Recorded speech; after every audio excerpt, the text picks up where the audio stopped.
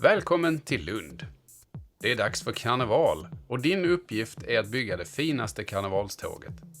Det officiella karnevalspelet Alia ad Astra är ett tärningsspel för 1-100 spelare där ni besöker kända platser i staden i jakten på att bli den som lyckas samla flest poäng och vinna spelet.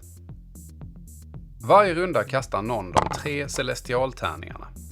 Alla spelare använder sedan resultatet på sitt eget formulär. I varje runda gör du 2 saker. Först lägger du till en av tärningarna till summan på karnevalståget. Sen använder du de andra 2 tärningarna för att fylla i en av de 8 platserna i staden. Du kan bara besöka en plats per runda.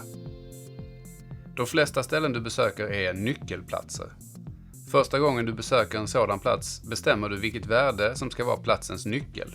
Den siffran skriver du i nyckelrutan. Den andra tärningen placerar du i en poängruta. Kom ihåg, nästa gång du vill besöka samma plats måste en av dina tärningar matcha din valda nyckel för att du ska få komma in igen. I Lundagård väntar domkyrkan. Här har vi 2 torn, Lunna pågar, där du ska samla 3 av samma tärningsvärde i varje torn. Det behöver inte vara samma siffra i de båda tornen.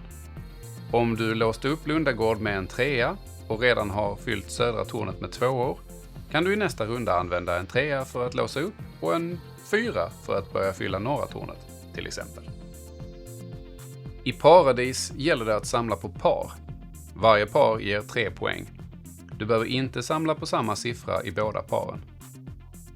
Om du har låst upp paradis med en 5 kan du samla på 2 i ett par och 4 i ett annat. När du fyller den sista rutan får du dessutom bonuspoäng för att hela paradis är komplett. I Allhelgonakyrkan är det låst, men med rätt tärningar kommer du in. Här behövs ingen nyckel. Istället måste du använda 2 tärningar som tillsammans bildar summan 7, som en 1 och en 6 eller en 3 och en 4. Varje kolumn kan bara användas en gång. Så om du slår en 3 och en 4 kan du välja kolumnen som ger flest poäng.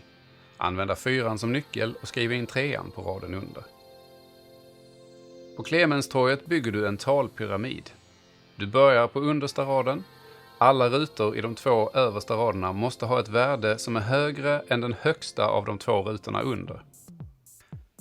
Om du till exempel har fyllt understa raden med 1, 1 och 3 så måste första rutan på andra raden ha minst en 2 eftersom 2 är högre än 1.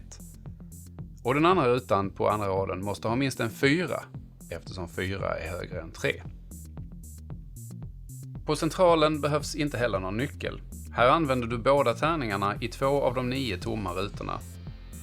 När du har fyllt en hel rad eller kolumn summerar du alla 3 rutorna i den raden eller kolumnen. Och varje gång en summa i en rad matchar en summa i en kolumn så kommer du att få 2 poäng vid spelets slut. På Barntorget fyller du i siffrorna 1-6 i tur och ordning, med start i rutan märkt A. För varje ny siffra väljer du att gå medsols för att gå ett steg högre eller motsols för att gå ett steg lägre. Siffrorna bildar en cirkel så du kan gå från 6 till 1.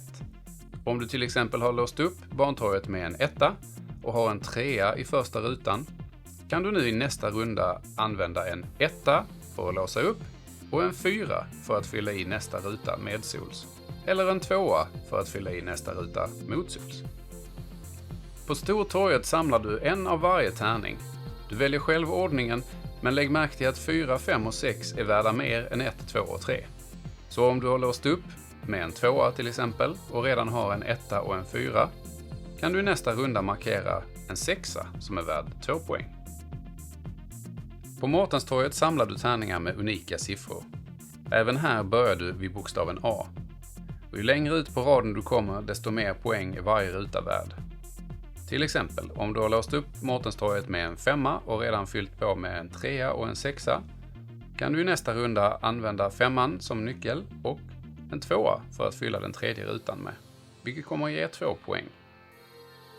I början av varje runda väljer du en av dina tärningar som ska hamna på karnevalståget. Tärningens värde adderar du till summan i den föregående rutan. Så om du till exempel väljer en 3 i första rundan skriver du 3 i tågets första ruta.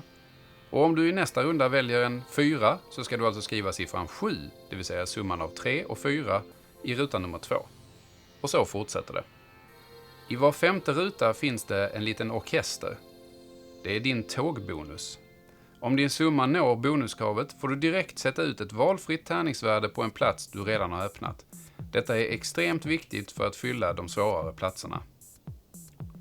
Märk väl att den första orkestern kräver att du har en summa som är större än 20, den andra att du har en summa som är under 35 och den tredje under 50. De 2 sista orkestrarna har inga krav, utan där får man en bonustärning oavsett vilken summa man har.